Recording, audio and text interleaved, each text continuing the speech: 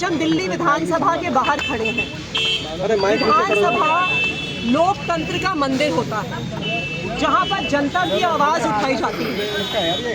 पक्ष भी उठाता है, नीचे करो भाई। पक्ष भी आवाज उठाता है, विपक्ष भी आवाज उठाता है। लेकिन बीजेपी ने सोच लिया है कि विपक्ष को आवाज उठाने नहीं देंगे। ये लोकतंत्र नहीं है, ये लोकतंत्र की हत्या है। अगर विपक्ष की आवाज को दबाया जाएगा, विपक्ष के विधायकों को जनता की आवाज उठाने पर महीने 2 महीने तक विधानसभा से निष्कासित किया जाएगा, तो इसका मतलब है कि लोकतंत्र की हत्या हो गई है। आज आम आदमी पार्टी का विधायक दल लोकतंत्र की जो हत्या बीजेपी ने करी है उसके खिलाफ अपनी आवाज उठा रही है। हम अभी विधानसभा की ओर बढ़ रहे हैं।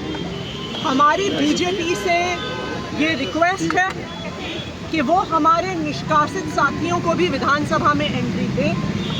अगर वो लोकतंत्र का सम्मान करते हैं, अगर वो इस देश के संविधान की स्पिरिट का सम्मान करते हैं जिसमें सबको आवाज़ दी गई है, तो वो हमारे निष्कासित साथियों को भी जरूर एंट्री दें, वरना आम आदमी पार्टी का कोई भी विधायक सत्र में भागीदारी नहीं करेगा। आगे बैरिकेडिंग कर दी गई है, आप लोगों को जाने की अनुमति नहीं दी जा रही है, पुलिस को तैनात कर दिया गया है। क्या लगता है कि आप लोगों की बात सुनी जाएगी? देखिए, ये तो इसी बात का प्रमाण है कि लोकतंत्र की हत्या हो रही है। हम कोई क्रिमिनल हैं क्या? हम दिल्ली के लोगों के चुने हुए विधायक हैं। एक एक विधायक 2 से 2.5 लाख दिल्ली वासियों का प्रतिनिधित्व कर रहा है, उनकी आवाज़ उठा रहा है।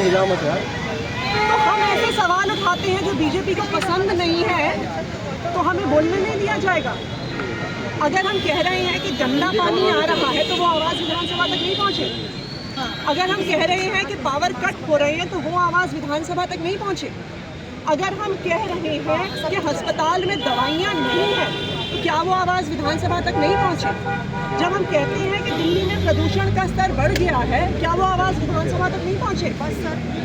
क्या इन मुद्दों को उठाने वालों को पुलिस से रोका जाएगा? अब देखिए, बैरिकेड्स में पुलिस बड़े बड़े डंडे लेकर खड़ी है।